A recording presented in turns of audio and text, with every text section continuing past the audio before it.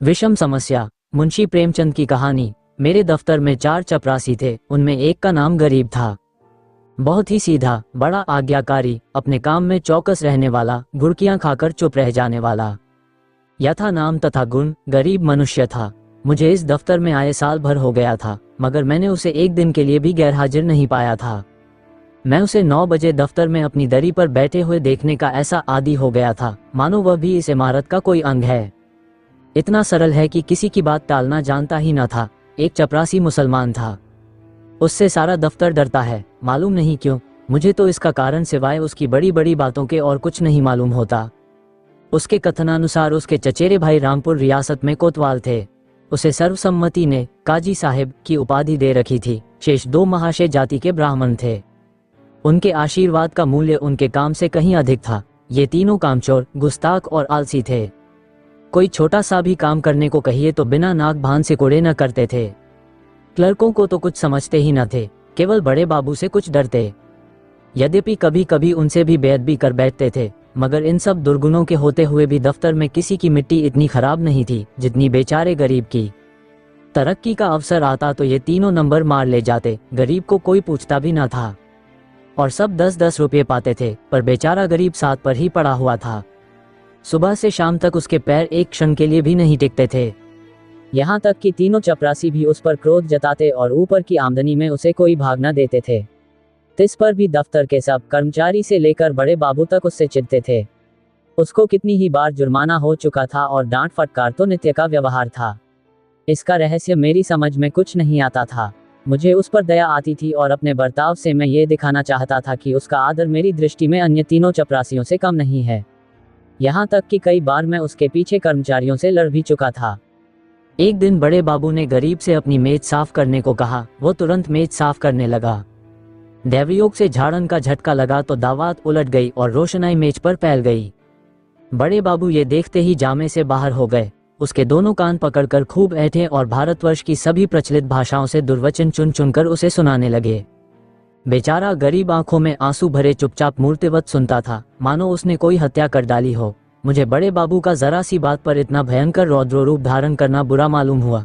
यदि किसी दूसरे चपरासी ने उससे भी बड़ा अपराध किया होता तो भी उस पर इतना कठोर वज्र प्रहार न होता। मैंने अंग्रेजी में कहा, बाबू साहब, यह अन्याय कर रहे हैं। उसने जानबूझकर तो रोशनाई गिराई नहीं। इसका इतना कड़ा दंड देना अनौचित्य की पराकाष्ठा है। बाबूजी ने नम्रता से कहा, आप इसे जानते नहीं, ये बड़ा दुष्ट है। मैं तो इसकी कोई दुष्टता नहीं देखता। आप अभी इसे जाने नहीं। ये बड़ा पाजी है।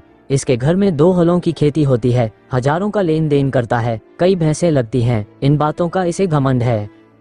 घर की दशा ऐसी ही होती तो आपके यहाँ चपरासीगिरी क्यों करता? बड़े बाबू ने गंभीर भाव से कहा, विश्वास मानिए, बड़ा पोला आदमी है और बला का मक्खी चूस है।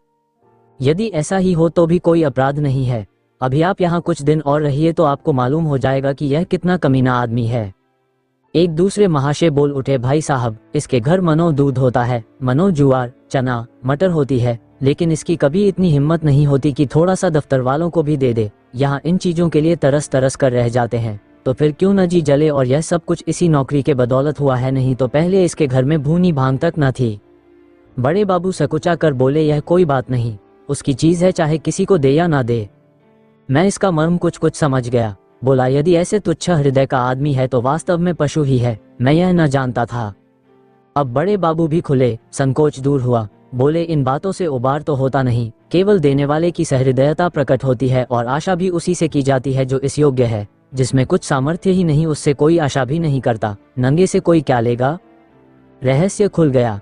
बड़े बाबू ने सरल भाव से सारी अवस्था दर्शा दी।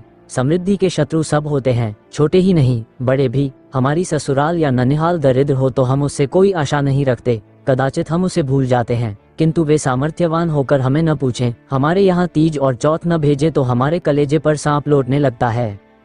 हम अपने किसी निर्धन मित्र के पास जाएं तो उसके एक बीड़े पान ही पर संतुष्ट हो जाते हैं। पर ऐसा कौन मनुष्य है जो किसी धनी मित्र के घर से बिना जलपान किए हुए लौटे और सदा के लिए उसका तिरस्कार न करने लगे? सुदामा कृष्ण के घर से यदि निराश लौटते तो कदाचित वे उनके शिशुपाल और जरासंध से भी बड़े शत्रु होते। कई दिन पीछे मैंने गरीब से पूछा, क्यों जी, तुम्हारे घर कुछ खेती बाड़ी होती है? गरीब ने दीन भाव से कहा, हाँ सरकार, होती है। आपके 2 गुलाम हैं, वही करते हैं। मैंने पूछा, गायें भैंसें लगती हैं? हाँ हुजूर, 2 भैंसें लगती हैं, गाय अभी गाभिन है, आप लोगों की दया से पेट की रोटियां चल जाती हैं। दफ्तर के बाबू लोगों की भी कभी कुछ खातिर करते हो? गरीब ने दीनतापूर्ण आश्चर्य से कहा, हुजूर, मैं सरकार लोगों की क्या खातिर कर सकता हूँ? खेती में जौ, चना, मक्का, जुवार, घास पात के सिवाय और क्या होता है? आप लोग राजा हैं, यह मोटी छोटी चीजें किस मुंह से आपको भेंट करूं? जी डरता है कि कहीं कोई डांट न बैठे कि टके के आदमी की इतनी मजाल। इसी मारे बाबूजी कभी हियाव नहीं पड़ता, नहीं तो दूध दही की कौन बिसात थी। मुंह के लायक बीड़ा तो होना चाहिए। भला एक दिन कुछ ला के दो तो देखो लोग क्या कहते हैं। शहर में ये चीजें कहाँ मुयस्सर होती हैं। इन लोगों का जी भी तो कभी कभी मोटी छोटी चीजों पर चला करता है। जो सरकार कोई कुछ कहे तो कहीं साहब से शिकायत कर दे तो मैं कहीं का ना रहूं। इसका मेरा जिम्मा है, तुम्हें कोई कुछ न कहेगा, कोई कुछ कहेगा भी तो मैं समझा दूंगा। हुजूर, आजकल तो मटर की फसल है और कोल्हू भी खड़े हो गए हैं, इसके सिवाय तो और कुछ भी नहीं है। बस तो यही चीजें लाओ, कुछ उल्टी सीधी पड़ी तो आप ही को संभालना पड़ेगा।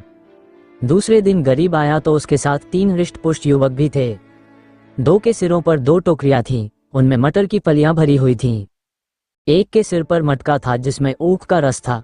तीनों युवक ऊख का एक एक गट्ठा कांख में दबाए हुए थे। गरीब आकर चुपके से बरामदे के सामने पेड़ के नीचे खड़ा हो गया। दफ्तर में उसे आने का साहस नहीं होता था, मानो कोई अपराधी है। वृक्ष के नीचे खड़ा ही था कि इतने में दफ्तर के चपरासियों और अन्य कर्मचारियों ने उसे घेर लिया। कोई ऊख लेकर चूसने लगा। कई आदमी टोकरों पर टूट पड़े। इतने में बड़े बाबू भी दफ्तर में आ पहुंचे। ये कौतुक देखकर उच्च स्वर से बोले, यह क्या भीड़ लगा रखी है, चलो अपना अपना काम देखो। मैंने जाकर उनके कान में कहा, गरीब अपने घर से यह सौगात लाया है, कुछ आप लीजिए, कुछ हम लोगों को बांट दीजिए।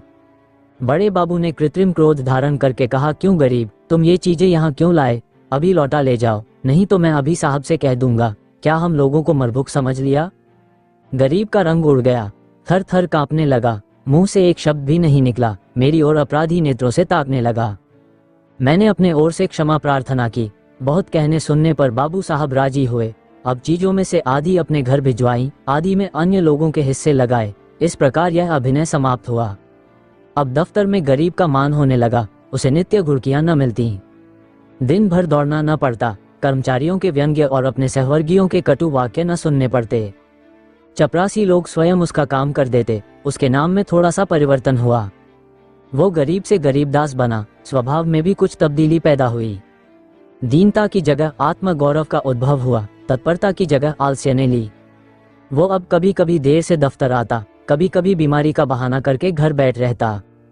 उसके सभी अपराध अब क्षम्य थे। उसे अपनी प्रतिष्ठा का गुर हाथ लग गया। वो अब 10वें 5वें दिन दूध दही आदि लाकर बड़े बाबू को भेंट किया करता। वो देवता को संतुष्ट करना सीख गया। सरलता के बदले अब उसमें कायापन आ गया। एक रोज बड़े बाबू ने उसे सरकारी फॉर्मों का पार्सल छुड़ाने के लिए स्टेशन भेजा। कई बड़े बड़े पुलिंदे थे, ठेले पर आए। गरीब ने ठेले वालों से 12 आना मजदूरी तय की थी। जब कागज दफ्तर में पहुंच गए तो उसने बाबू से 12 आने पैसे ठेले वाले को देने के लिए वसूल किए। लेकिन दफ्तर से कुछ दूर जाकर उसकी नीयत बदली, अपनी दस्तूरी मांगने लगा। ठेला वाला राजी न हुआ। इस पर गरीब ने बिगड़कर सब पैसे जेब में रख लिए और धमका कर बोला, अब 1 फूटी कौड़ी न दूंगा, जाओ जहां चाहो फरियाद करो, देखे हमारा क्या बना लेते हो। ठेले वाले ने जब देखा कि भेंट न देने से जमाही गायब हुई जाती है तो रो धोकर 4 आने पैसे देने को राजी हुआ। गरीब ने अठन्नी उसके हवाले की और 12 आने की रसीद लिखवाकर उसके अंगूठे का निशान लगवाए और रसीद दफ्तर में दाखिल हो गई। वो कौतूहल देखकर मैं दंग रह गया। यह वही गरीब है जो कई महीने पहले सत्यता और दीनता की मूर्ति था, जिसे कभी अन्य चपरासियों से भी अपने हिस्से की रकम मांगने का साहस न होता। दूसरों को खिलाना भी न जानता था, खाने की जिक्र ही क्या। मुझे ये स्वभावांतर देखकर अत्यंत खेद हुआ।